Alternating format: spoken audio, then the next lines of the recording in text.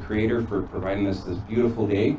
Our first speaker will be Vice Chief Heather Baer from the FSIN. Thank you. Good morning, everybody. Greetings to the Chiefs. Thank you, Leona, for the beautiful prayer. We acknowledge our Creator, also the beautiful, unceded, unsurrendered Treaty 6 territory, the land that we stand on today. Welcome to the media. And I have a prepared statement here I would like to share with the media. The First Nations in this country have said from the beginning that the doctrine of discovery is a colonialist and racist legal document. It devastated our peoples and still devastates our nations today. The Papa Bull led to the slaughter and the genocide of our Indigenous peoples around the world. But yet these doctrines have allowed Canada to claim sovereignty over our peoples and our lands, and used it to commit crimes against our peoples. In Canada, the Natural Resources Transfer Agreement, the NRTA, was imposed on First Nations without our consent. It transferred assumed control and administration of lands and resources to the provinces in the 1930s. And since this time, everyone benefits from the resources extracted from our territories, except for the First Nations. The NRTA is unlawful. It was unlawful in the 1930s, and it's still unlawful today. The recent passing of the Saskatchewan First Act, Bill 88, is a continuation of those doctrines. We see this legislation as an immediate threat to our inherent treaty and constitutional rights, especially when the province says that they have exclusive jurisdiction over the natural resources within our treaty territories and our lands. This is simply false. The treaties that were made were meant to allow for settlement of the prairies, not to surrender the lands and resources. Our ancestors have continually said that we shared the land to the depth of a plow. There were never any discussions during the treaty negotiations about what was underneath the surface, nor was there ever discussion on the water. In Saskatchewan, the Chiefs have given the mandate to the FSIN to challenge the NRTA as well as the Saskatchewan First Act. We have been calling for resource revenue sharing for decades and nothing has happened. In addition, the province recently released its revised consultation policy last month, and we did a preliminary review of that policy. Essentially, what they've done is that they've decreased the amount of Crown land that the province must consult on, and they've increased the amount of land that they do not have to consult on. The province's revised consultation policy is worse than the previous policy they were supposed to improve. But the revisions that the province made only benefits themselves and those who vote for them. We have a lot of work to do. I acknowledge all the chiefs here, visiting chiefs from 2 other regions, Alberta, Manitoba, and of course our legal. We had a nice briefing this morning, and I want to thank Chief Cameron under his leadership in announcing a statement of claim to take the NRTA to court. We're not taking treaties to court, it's the NRTA. With that, thank you.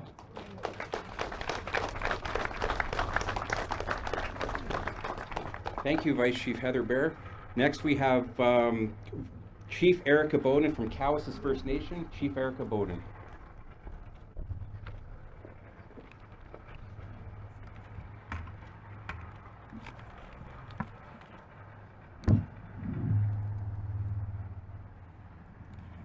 Good morning, everyone. First of all, I would like to acknowledge the prayers, the medicines that were utilized this morning in order to have us have the bravery and the courage to do what we are doing on behalf of all of our peoples here in all of our treaty areas. I am Erica Bowden, Chief of the Callus First Nation.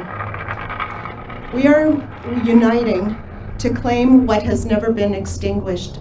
That is our rights to the lands, the resources that we are all sitting on and we reside on and we benefit from. Many First Nations have specific claims where mineral rights are not being sufficiently recognized by the federal governments. We also have provincial legislation, such as the Saskatchewan First Act, that extinguishes Indigenous rights and places provincial boundaries over original lands and treaty areas older than the provinces themselves. Saskatchewan, Manitoba, and Canada wrongfully and illegally in 1930 passed the Natural Resource Transfer Agreement. Treaty areas 1 to 11 are all affected and impacted. Indigenous treaty people are the original rights holders and stewards to the resources and minerals extracted from these lands. As stewards, we have a responsibility over our lands and resources to protect, and anything that is extracted is done in a respectful manner that does not harm our Mother Earth. All minerals and resources extracted and the control and administration of these minerals and resources are meant and should be administered by us as Indigenous people, instead of us being the last to be considered in legislation, public policy, and programs. We all have the responsibility to be good treaty partners. Part of this is the understanding of our inherent rights and how they relate to treaty.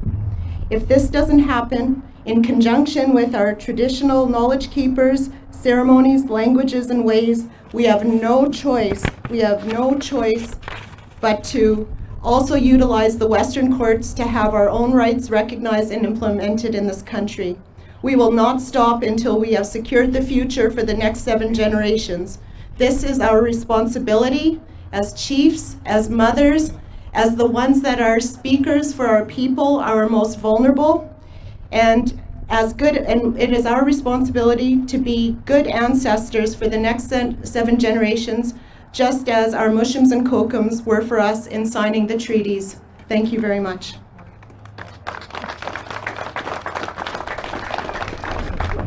Thank you, Chief Bowden. Our next speaker is Grand Chief Brian Hardlife from Prince Albert Grand Council.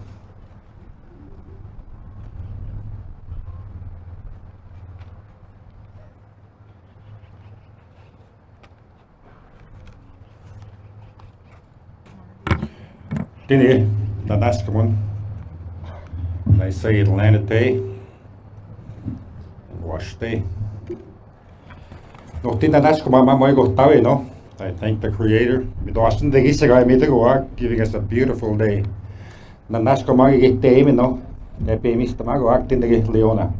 I thank the elder for the opening prayer.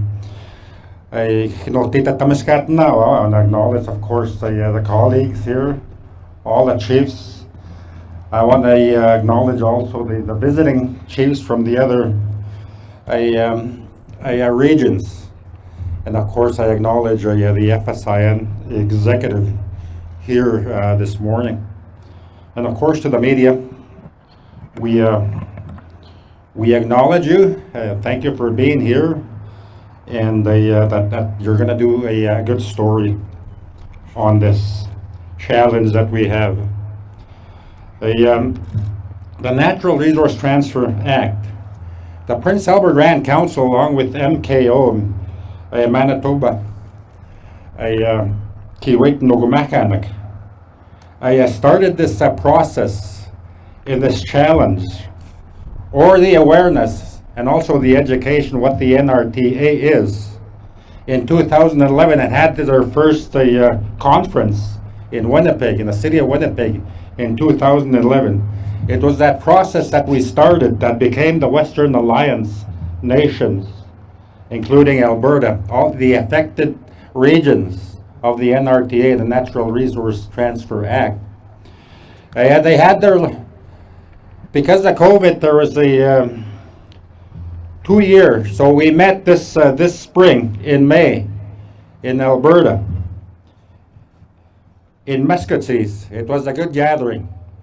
But I'd like to go back into the AFN Spring Assembly where in the Saskatchewan caucus room, a band councillor from James Smith Cree Nation named Alvin Mustos asked the minister then, that since has been removed from his portfolio, the question of looking at the NRTA Act, going back to look at the NRTA Act, the unlawful act, and asked the minister, the Attorney General then, to rescind the NRTA Act. And you all seen the news back then, the response of the three provinces, with Alberta with their Sovereignty Act, and with Saskatchewan with their Sask First Act, and with the Manitoba premiers. We've seen that. So that is progress from 2011 to today. So this is great to see what the FSIN is doing. I do encourage the other regional organizations to do the same and do that challenge, so we be stronger as one for this fight that affects us. For me, it's very personal, very personal. My dad is 84 years old. He's a trapper. He tells me the stories of the trapping and what the provincial conservation officers and also the RCMP did to our people because of that resource. Yes, that the province claimed. That's the fur-bearing animals. A lot of those fur-bearing animals were food to our people. That treaty right that we have to kill those animals, and they were stopped and they were imprisoned for doing that after 1930, when this act became enforced. I just wanted to mention that. So I thank FSIN for doing this, here today. And I'd like to close off. I don't want to. There's many speakers here today, but close off by saying again and reiterating that this NRTA Act is an unlawful act.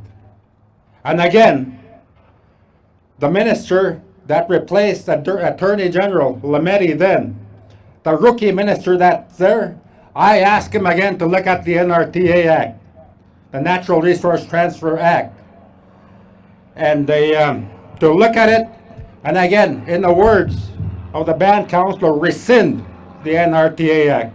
Kinanas komitna gidano magimidigoyak umaske piskeskowak the animals that are there nippe kamilikoyak na bitamidoskagowak as kapagitatamuak the air yagomi nagimidigoyak mamoigo tawi no matkimantum nagimidigoak yagon magidana kisani daoyak kisamamo yetiak kigananas kuman oxisipixkoyak you're going to tama actividad into tamayak. We're asking for that. We're asking for that revenue sharing. We're not asking for the whole thing. This is what our ancestors, the right to share the land, to share the resources. That's all we're asking.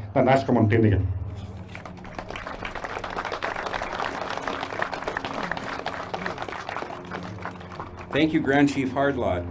Our next speaker is Chief Tyson Bear from the Flying Dust First Nation.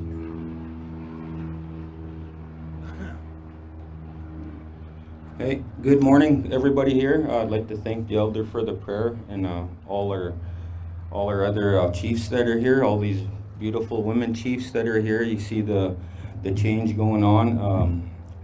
So the NRTA 1930 took a lot of resources, like the Hardlot said, the fur-bearing animals, the land. You know, we deal with it nowadays when it comes to the resources and the revenue sharing that's going on.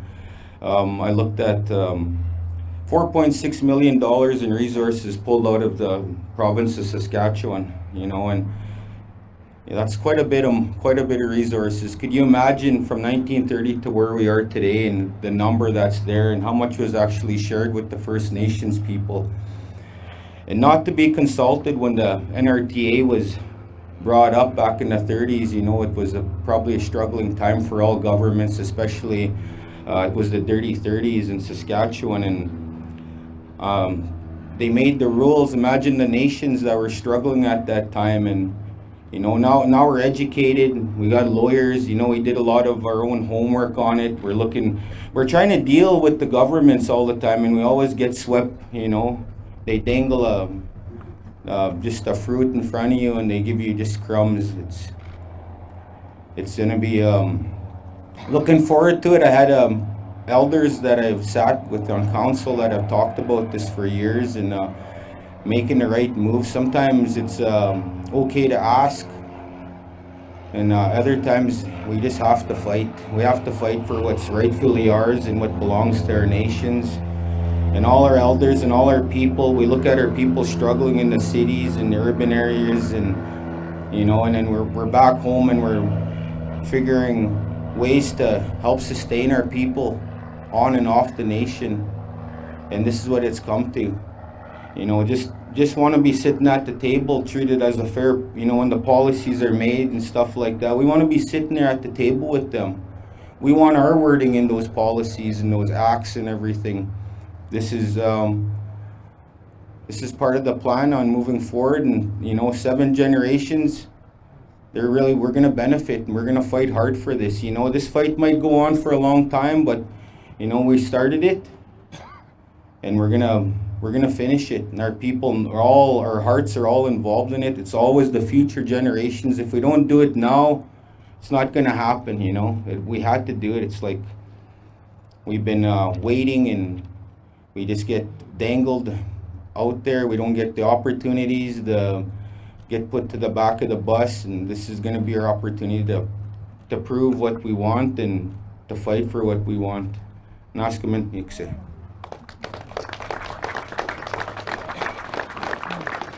Thank you, Chief Tyson Bear. Next we have Chief Lori Whitecap from Sweetgrass First Nation. Good morning, everybody. First of all, I want to thank our elders that lifted the pipes this morning, and my Nukumoa, Leona Tutusis, for rendering us a beautiful prayer. I also want to acknowledge our Creator for giving us this beautiful day, and all our colleagues here. I want to thank FSIN for bringing this forward. 147 years ago, 2 chiefs signed treaty for Sweetgrass, Chief Sweetgrass and Chief Strike 'em on the back. They signed treaty in hopes that their future generations would be able to prosper along with our non-First Nation neighbors. Fast forward to 2023, that isn't happening. I know in Sweetgrass, I first started working there. I grew up and I lived there all my life. I worked for the First Nation in 1989. I got elected as chief in 2011, and now it's 2023, and we're still faced with the same level of funding for our capital. That's over 30 years. This resource revenue sharing would really assist and help us bring to life the actual intent of treaties. When my ancestors put their X on that paper, they envisioned prosperous nations for all, not just for our non-First Nation neighbors, but for everybody. When the Gaming Framework Agreement was signed by SIGA and FSIN and the province of Saskatchewan, we shared 25% of our profits from our gaming. But it's looked at as though we owe the government. It's really challenging, I guess, to what we've done in our past since treaties were signed. We were put on reserves. It hasn't been an easy life, but what Chief Bear mentioned, we have a lot of professionals now in our corner. We have a lot of lawyers, a lot of educated people who can speak that language. When our ancestors signed treaty, they didn't speak English. Who knows if the interpreters even interpreted the intent properly? The Indian Act was imposed on us. We weren't even allowed to hire legal counsel until 1951. So how can you rightfully say we were consulted, we were given legal opinions when the NRTA was signed? A lot of unfairness has happened to our people, but we're still here. We want to share. In Sweetgrass, I had the opportunity to work with a proponent who was doing a pipeline through from Alberta to Saskatchewan. They held my hand. You're my friend. As soon as the pipes were turned on, they forgot my name. I tried that route. I tried the route through the proponents. It didn't work. So I want to thank Chief Bobby Cameron and the FSIN executive for bringing this forward. You have full support of Sweetgrass First Nation. Exama, thank you.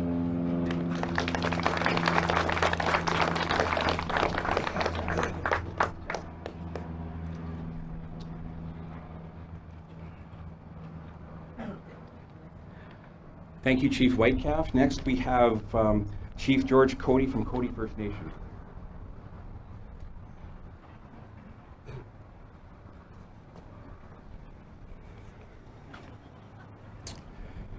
Shimigevich Maritu, we mini Quishkat Nungam.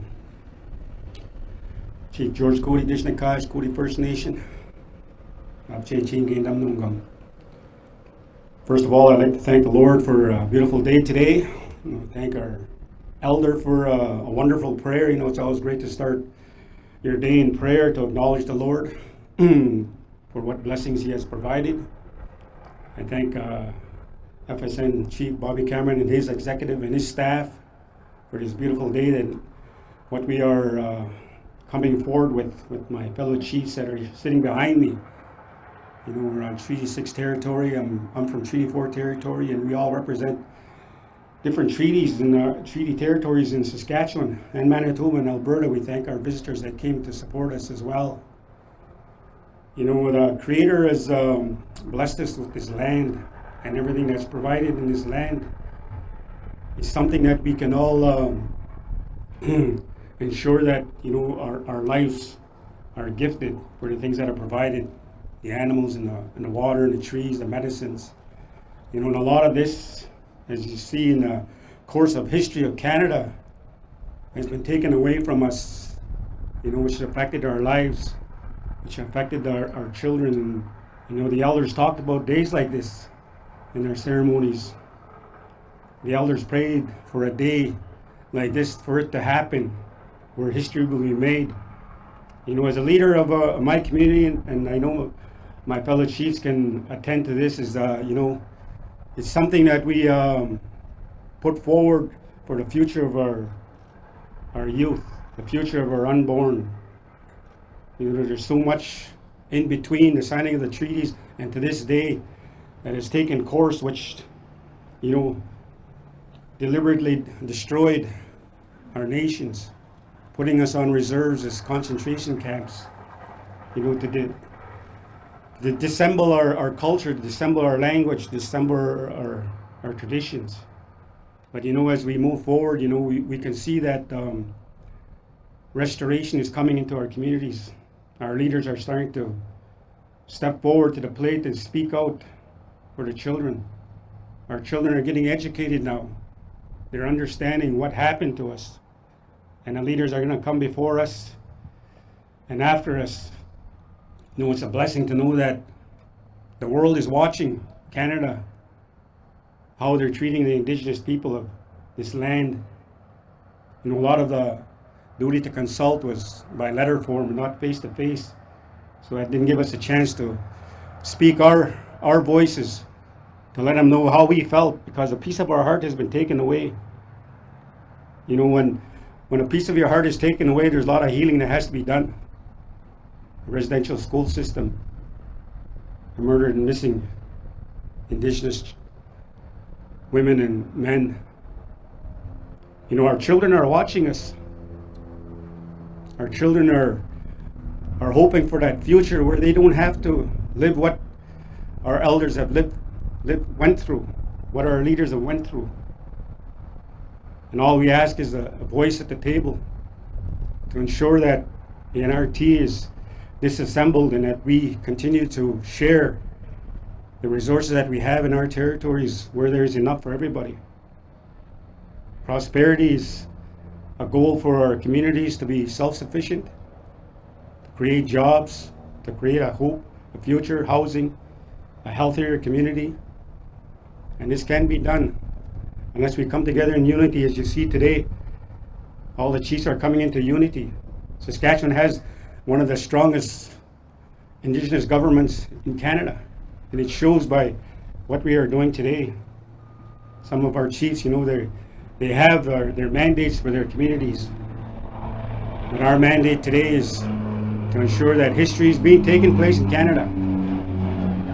For all we ask the government and the Majesty King to listen to our voices. And I send our prayers out to the people that are going through the fires today. They lost a lot. They lost lives. They lost a lot of resources. They lost their homes. And this is where we can stand and take our place to share what we have so that they can rebuild. And that's all we ask, is to rebuild. So with that, miigwech.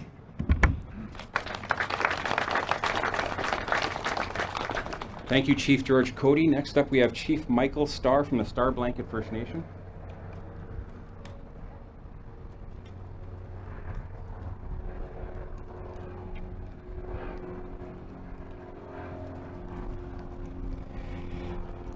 Hi to our Samantu. We want to acknowledge our knowledge keeper, Arkatea, our wise leader in her way, Leona, for the opening prayer. Acknowledge my colleagues that are here today. Acknowledge our Federation of Indigenous Nations today. Acknowledge the media that are here. Mutual respect and peaceful coexistence. That's what today is all about, from our treaty perspective and our understanding. I acknowledge as well, the words of my colleagues. Very strong words that they're putting forward. My words are no doubt the same, but from a different perspective, from our ancestral perspective, in terms of how we are one with the land.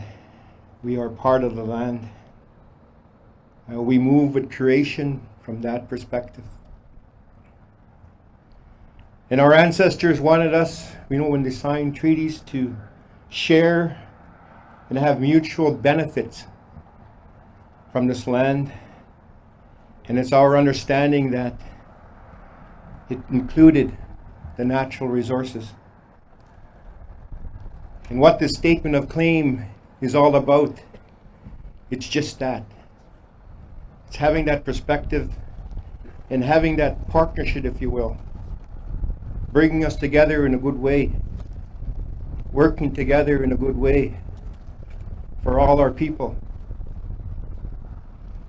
My colleagues expressed, the very dire needs of our community. Now, we're no different in our nation. Come from meetings from our nation, and they're hurting. Housing is deplorable in that perspective. What we receive to renovate them, to fix them, is very, very minimal. So it's our hope moving forward that this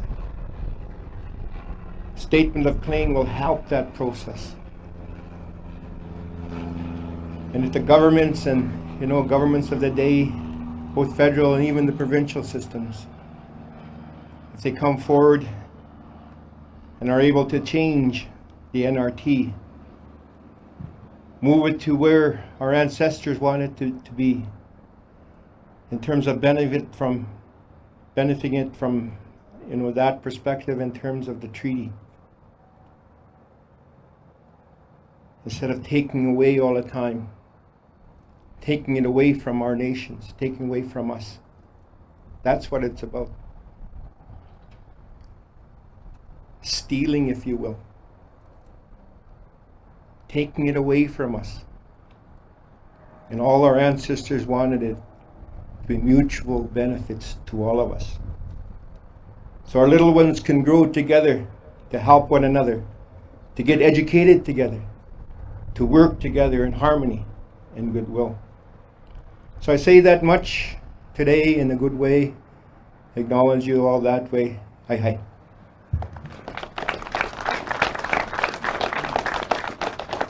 Thank you, Chief Starr. Next up, we have Dene Vice Chief Lawrence McIntyre from the Meadow Lake Tribal Council.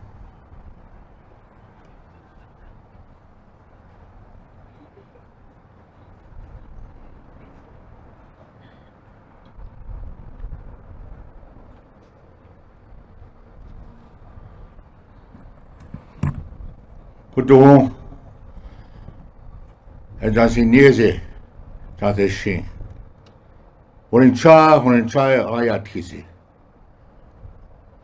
Young day, Asnade, no high key, no campaign, Marcy Harris. They die, a young die, then I go there, Nin daily. A real good say, a dre, ni. O Basil, a deatiha, a de Marciaressis.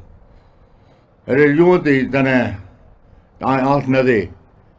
I see, that dear Helly, I see Catani than Helly, I build the rat o Helly, it's just other Sadan Helly, a de Marciaressis. It didn't be dinner at the home, a general yelly, they say. No need I, it's a quick. I treaty Bezida the Skadi. Treaty 10 of Bazi had 1906, August 28, 1906.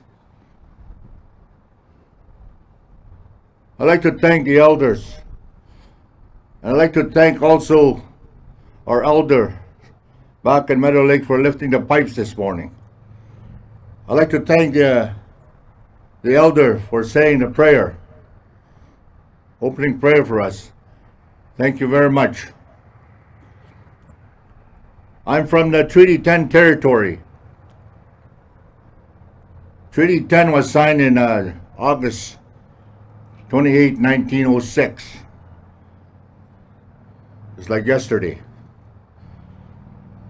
And I've been born, and also in my own language.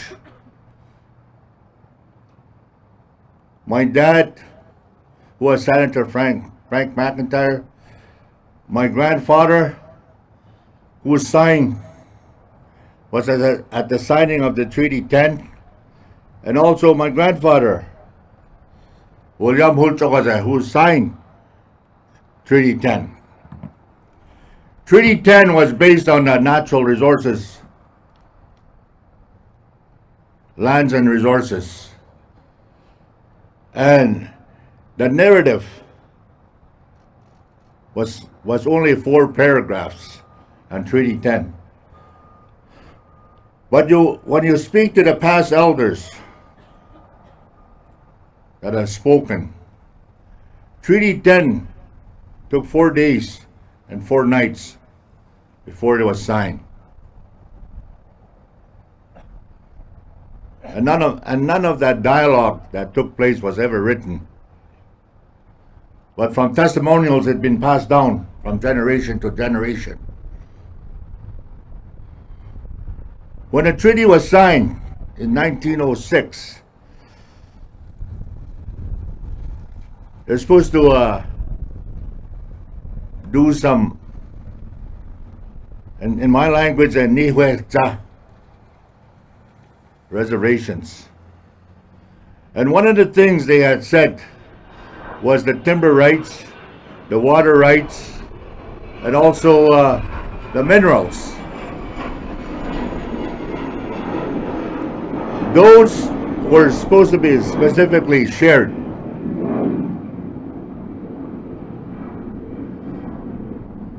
But as time come along, in 1930, transfer was made by Canada to the provinces.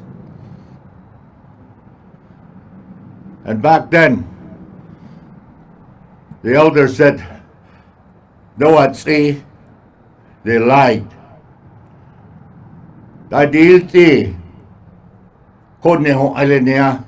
It's not supposed to happen. They lied in regards to sharing.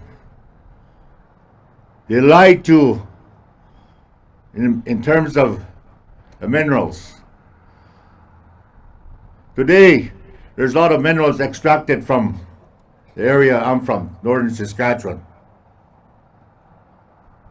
Tons and tons of minerals. But yet, some of us have to go through a TBA. But that shouldn't be. We shouldn't have to go to the table. It should be right there. The understanding. And they talk about the past chiefs here that spoke before me. Saskatchewan Act. That's very deplorable. Again, they're overstepping the boundary that was set. Again, there's no respect given to the Indigenous people and First Nations people of this country at all. So I believe by the Federation of Saskatchewan Indians going forward with a lawsuit, I think that's pertinent to where we want to go. We want to be at the table. No ni dariti hadriti hanuni. Danadait nyo danasol senadait nyo. No bayati hadri ila. No ni hare no yatie del teordriti. Our word. At dondre. No yatie di choy. Marci herese. Dondre are you dana. Zanain de Marci herese. Yeah. Thank you very much for those that are listening to me, and thanks to the chiefs and to the elders as well. Marci Joe.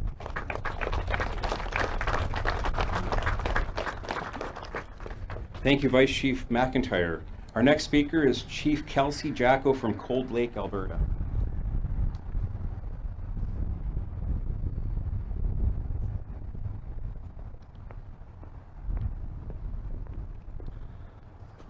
Glanite, Hoha, Kelsey Nacheth, Hushe, Thiwi Chuck Tue, Chief of Cold Lake First Nations. You know, I wasn't prepared here to speak. Thank you, Chiefs, for giving me the honor. You know, I'm here in solidarity with FSIN. You know, there's no reason for us to be beggars in our own lands. You know, you talk about equalization payments. When my people are in poverty, right across Turtle Island, and there's no need of that. Housing's a major issue.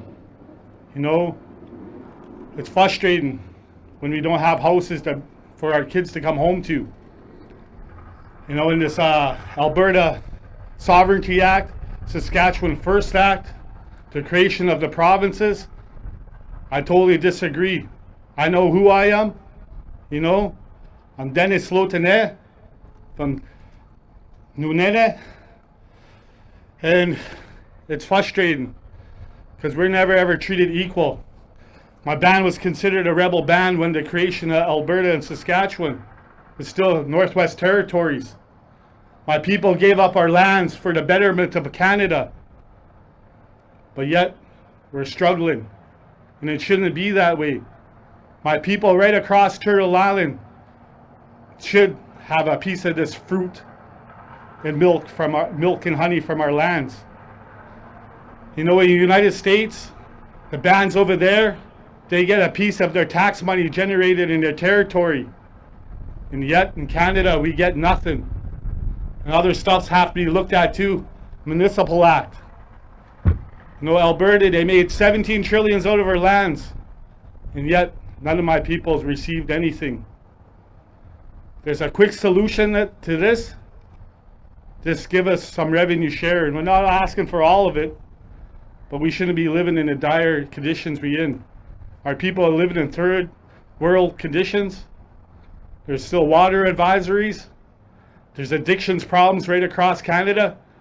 And we didn't create this, but yet we have to deal with it.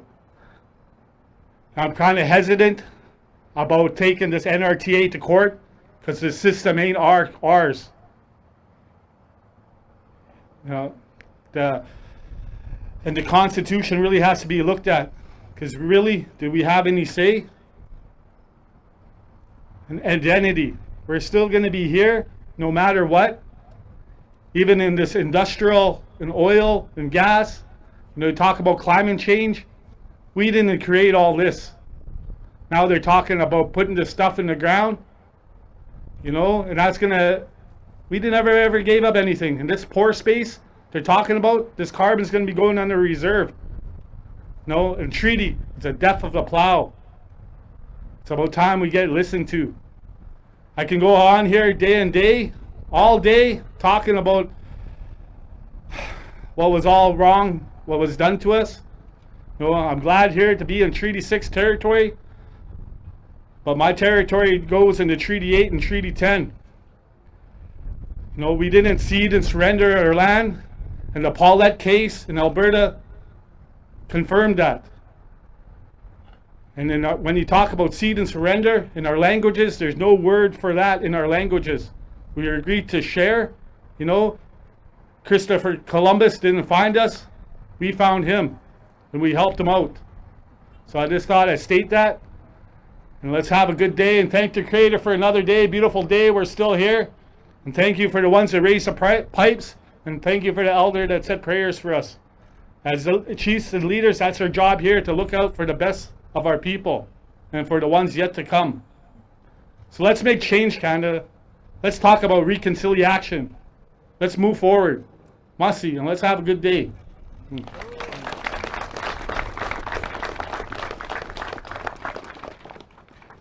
Thank you, Chief Jacko. Next up, we have Chief Randy Urbanskin from the Urbanskin Tribe, Alberta.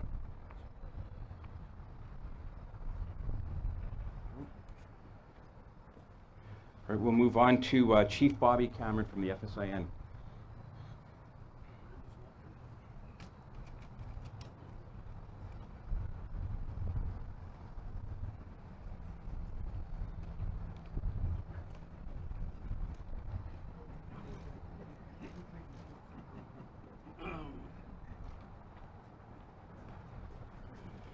Magwanes, magumagantik, digan, manto knaskumtin miugi sagal megwats,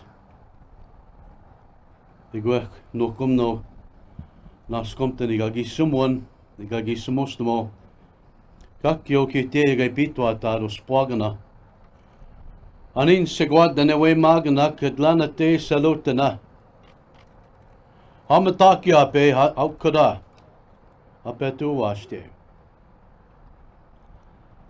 Good words spoken this morning. Powerful words. Chief Erica Bowden, we will not stop. We will not stop. Chief Lori Whitecap, we share. We share with our SIGA revenues. Chief Kelsey, Chief Hardlife and all the other speakers, thank you for your words. This action, this statement of claim has been a long time coming. Many, many, many decades to get to this point. For several years, several decades, since treaties were signed, they have been impacted, they have been infringed on, they have been breached. Here up until the year of 2023, with the Saskatchewan First Act, their failed duty to consult policy, their illegal sales of crown lands within our traditional territories, the illegal extraction of natural resources in our backyards. You'll hear our trappers in southern Saskatchewan when they say, that used to be our trap line. That was where we grew up. That's where I was born. Friends and relatives, long before this country became Canada, and long before any province became a province. In Saskatchewan, it was created in 1905. long after treaties were signed and agreed upon. What we're saying is our treaties are of international law. They trump federal and provincial laws. This is our basis. They failed in their duty to consult. It was an illegal, unlawful document in 1930, and it still is today, that 1930 NRTA agreement. It is still illegal. It is still unlawful. Thank you for all of those chiefs along the way who have supported the mandate of the FSIN, because this is our biggest treaty battle in the history of our treaty territories, right here and now. We built this building for our ancestors and all those future generations to continue the good fight, to continue that battle within our treaty territories, to continue to regain what's rightfully ours. Our natural resources, our hunting, fishing, trapping, gathering. The rare earth minerals that are going to be worth billions of dollars. That was recently announced here in the province of Saskatchewan. Scott Moe and your government, those are not your rare earth minerals. To all of those investors that you think that are going to come to Saskatchewan and invest in resource development, don't come here, because there's a battle brewing. There's a battle brewing, and it's going to take a long time. Unless the federal and provincial government reaches out and says, we can do better. We will do better. In fact, we got our writers right now. We have legal experts that are creating a one-page document. And we'll hand it to Trudeau and Scott Moe and say, sign this. Sign this where it says all First Nations will receive their fair share to invest in housing, to invest in on-reserve tribal police, to address the alcohol and drugs and violence on reserve. That's reconciliation. That's reconciliation. Scott Moe and your provincial government, our Indian people spend 100 to 200 million in your towns and cities every month. We spend $1 billion to $2 billion every year in your towns and cities. How can you not share with our First Nations? How can they not? Now they force our hand. I always think of that old man from Beard East and Okamasa Cree Nation, Angus Esperance, who's committed his life to this fight, the 1930 NRTA. And there are many, many others who have said they've lied to our people. They continue to lie to our people. We oppose them, we reject them. Why? Because they exclude us, because it impacts treaty, it infringes on other treaties. And for all those individuals who have waited for this day to happen, you were a big part of it. You know who you are. Sitting at home or reading the news tonight or in the morning. We thank the media for being here. By far, this is a piece of history in the history of Canada. Your story this evening, hearing directly from our chiefs, mandated from our Chiefs Assembly's resolutions. We will not stop. We will go the distance. Many of us live by this code. When we agree to live treaty, we breathe treaty, and we will die treaty. Hi, hi.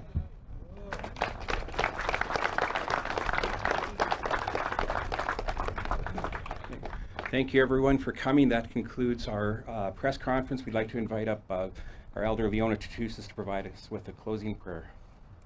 Can you take the mic? Yes.